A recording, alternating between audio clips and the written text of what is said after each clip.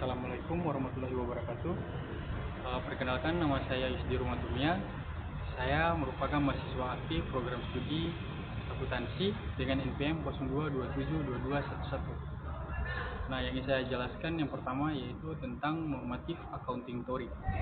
Nah, normatif accounting theory adalah salah satu pendekatan utama dalam dunia akuntansi yang menekankan pentingnya penerapan standar yang ideal untuk pelaporan keuangan. Teori ini berfokus pada bagaimana praktik akuntansi seharusnya dilakukan, bukan hanya mencerminkan apa yang saat ini.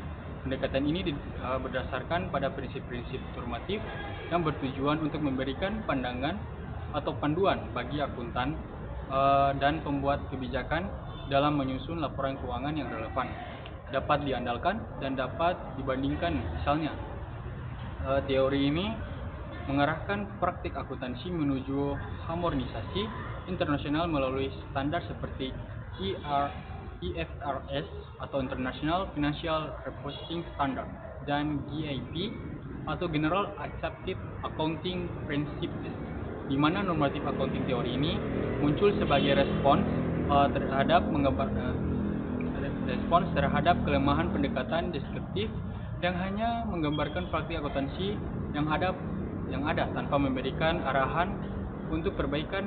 Dengan pendekatan normatif akuntan didorong untuk mempertimbangkan bagaimana praktik akuntansi dapat memenuhi kebutuhan pengguna informasi keuangan seperti investor dan regulator. Contohnya, pemangku pendapatan dan pengukur aset harus mencerminkan nilai ekonomi yang sebenarnya untuk meningkatkan transparansi dan akuntabilitas. Namun, kelemahan dari teori ini tidak terlepas dari kritik. Banyak yang berpendapat bahwa pendekatan normatif terlalu ideal dan sulit diterapkan dalam praktik, terutama di lingkungan bisnis yang kompleks dan dinamis. Sebagai contoh, penerapan standar akuntansi berbasis nilai wajar atau air value dapat menghasilkan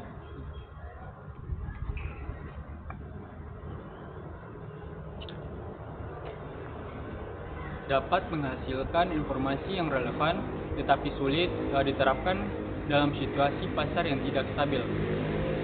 Meskipun demikian, kontribusi teori ini terhadap perkembangan akuntansi modern tidak dapat disangkal karena telah membantu menciptakan kerangka yang lebih terstruktur dan konsisten di seluruh dunia. Yang kedua, yaitu entity theory, adalah landasan dalam akuntansi modern yang memperlakukan perusahaan sebagai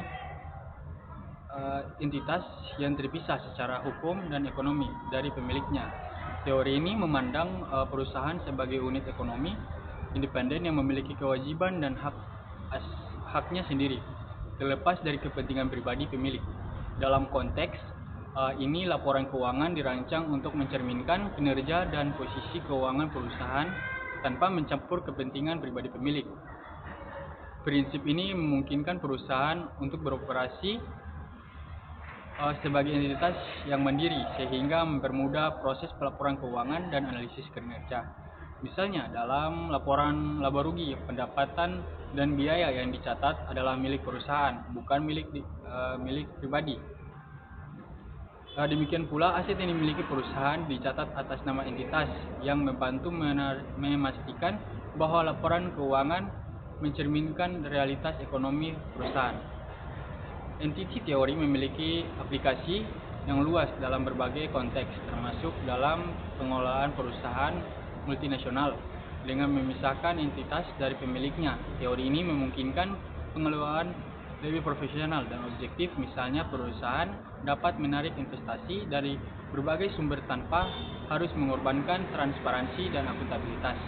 Namun, tantangan muncul ketika batas antara entitas dan pemilik menjadi kabur, seperti dalam bisnis keluarga atau usaha kecil, di mana keuangan pribadi dan bisnis seringkali tercampur. Nah,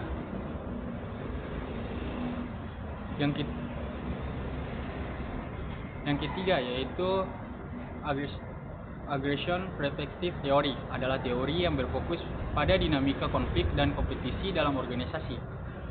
Teori ini mengeksplor Aggression Perspective Theory adalah teori yang berfokus pada dinamika konflik dan kompetisi dalam organisasi.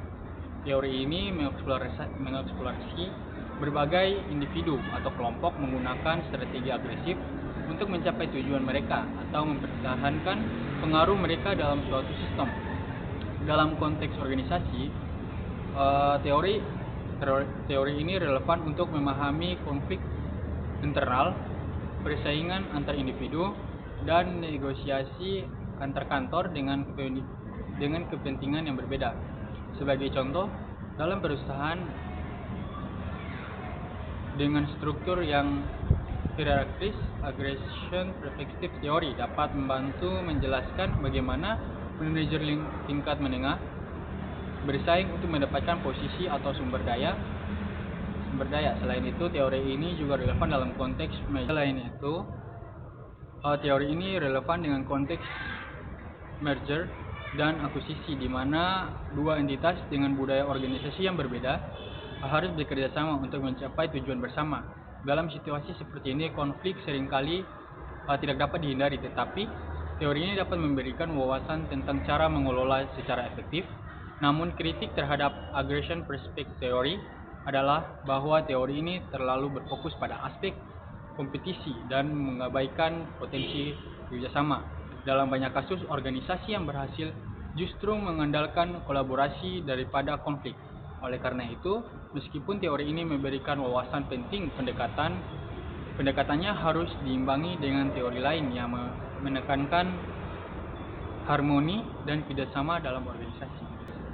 Nah, yang keempat yaitu stakeholder theory adalah pendekatan yang menempatkan semua pemangku kepentingan sebagai fokus utama dalam pengambilan keputusan. Bisnis teori ini menentang pandangan tradisional bahwa perusahaan hanya bertanggung jawab kepada pemegang saham dan mendorong perusahaan untuk memperhatikan kepentingan berbagai pihak, termasuk karyawan, pelanggan, pemasok, masyarakat, dan juga lingkungan. Nah, dalam praktiknya, stakeholder theory sering diterapkan melalui program tanggung jawab sosial perusahaan atau CSR. Misalnya perusahaan teknologi besar seperti Google dan Apple telah mengadopsi inisiatif untuk mengurangi jejak karbon mereka, meningkatkan kesejahteraan karyawan, dan mendukung proyek komunitas. Program-program ini hanya meningkatkan reputasi perusahaan, tetapi juga meningkatkan reputasi perusahaan dan juga menciptakan nilai jangka panjang bagi masyarakat dan lingkungan. Nah, namun stakeholder juga menghadapi tantangan, terutama dalam mengelola berbagai kepentingan yang seringkali bertentangan. Misalnya, keputusan untuk meningkatkan kesejahteraan karyawan mungkin memerlukan pengorbanan dalam hal laba jangka pendek, dan juga yang dapat mempengaruhi kepuasan pemegang saham. Oleh karena itu, perusahaan harus mencari keseimbangan antara berbagai kepentingan untuk memastikan keberlanjutan jangka panjang. Nah, yang berikutnya yaitu New Public Management atau NPM dengan pendekatan dalam manajemen sektor publik yang menghadapi prinsip-prinsip sektor swasta untuk meningkatkan efisiensi dan efektivitas pelayanan publik. NPM muncul sebagai respon terhadap kritik terhadap birokrasi tradisional lambat dan tidak efisien. Pendekatan ini menekankan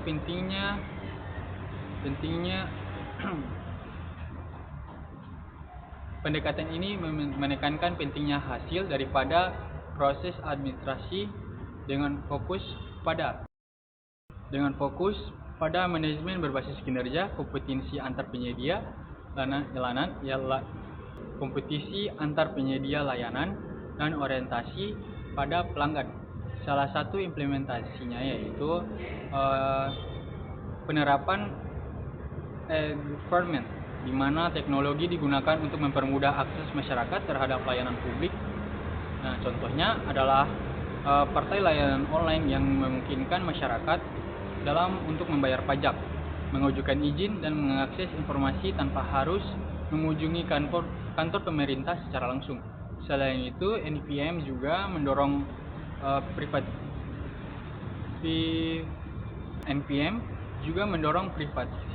privatisasi layanan tertentu untuk menciptakan efisiensi melalui kompetisi. Misalnya, layanan pengelolaan limbah di beberapa negara telah diserahkan kepada perusahaan swasta untuk meningkatkan efisiensi dan kualitas pelayanan. Namun, NPM tidak terlepas dari kritik beberapa pihak. Nah, beberapa pihak tersebut juga berpendapat bahwa fokus yang terlalu besar pada efisiensi dapat mengabaikan nilai-nilai sektor publik, seperti kesetaraan dan keadilan. Selain itu, pendekatan ini juga dapat menimbulkan tantangan dalam hal akuntabilitas, terutama kinerja layanan publik diserahkan kepada pemilik swasta. Oleh karena itu, meskipun NPM menawarkan cara baru untuk meningkatkan kinerja sektor publik, penerapannya memerlukan pengawasan yang ketat untuk memastikan bahwa nilai-nilai dasar sektor publik tetap terjaga. Oke, sampai juga pada kesimpulan pada materi hari ini, yaitu bahwa secara keseluruhan teori-teori ini menawarkan kerangka kinerja yang beragam namun saling melengkapi untuk memahami dan mengelola berbagai aspek akuntansi dan manajemen. Normatif accounting teori membantu menetapkan standar ideal untuk persiapan keuangan atau pelaporan keuangan, sementara entity teori yaitu memastikan adanya pemisah yang jelas pemilik aggregation, pemilik perusahaan, dan juga pemilik saham. Aggregation perspective theory memberikan wawasan tentang dinamika konflik dalam organisasi, sedangkan stakeholder theory menekankan pentingnya tanggung jawab sosial. Dan terakhir, neo public management yaitu menawarkan pendekatan baru untuk meningkatkan efisiensi dan efektivitas pada sektor publik. Dengan memadukan teori-teori ini, organisasi dapat menciptakan sistem yang lebih transparan, akuntabel, dan berkelanjutan, baik di sektor swasta ataupun publik.